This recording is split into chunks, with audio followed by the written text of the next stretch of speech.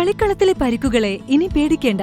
എല്ലാവിധ സ്പോർട്സ് ഇഞ്ചുറികൾക്കുമുള്ള സമഗ്ര പരിഹാരം ഇവിടെയുണ്ട്. ABC orthopaedic hospital, near Kairali theatre, Calicut road, Manjeri.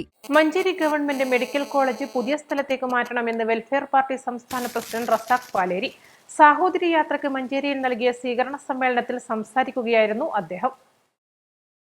2012 UDF സർക്കാരിന്റെ കാലത്ത് ഒരേ സമയം പത്തനംതിട്ടയിലും മഞ്ചേരിയിലും 2 മെഡിക്കൽ കോളേജുകളാണ് അനുവദിച്ചത്. സർക്കാരിന് കീഴിലുള്ള 50 ഏക്കർ സ്ഥലത്ത് പല ഘട്ടങ്ങളിലായി 500 കോടി ചെലവഴിച്ച 2020 പത്തനംതിട്ട മെഡിക്കൽ കോളേജ് യാഥാർത്ഥ്യമായി ഭംഗിയായി മുന്നോട്ടു പോകുന്നു. എന്നാൽ പത്തനംതിട്ടയുടെ 3 ഇരട്ടി ജനസംഖ്യയുള്ള മലപ്പുറത്ത് ഒരേക്കർ ഭൂമി പോലും പുതുതായി ഏറ്റെടുക്കാതെ നേരത്തെ നിലവിലുണ്ടായിരുന്ന ജനറൽ ആശുപത്രിയെ മെഡിക്കൽ കോളേജാക്കി പ്രഖ്യാപിക്കുകയാണ് ചെയ്തത്.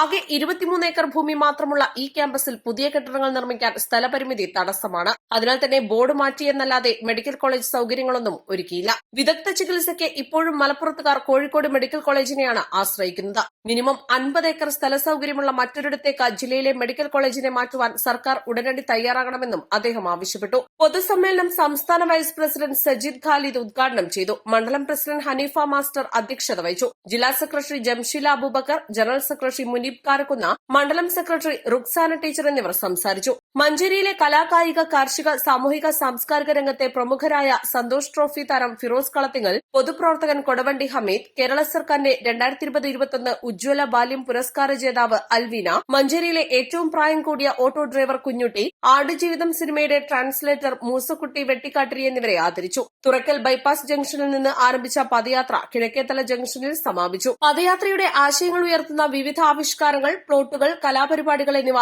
ജാഥയുടെ ഭാഗമായി നടന്നു. East live, Manjeri.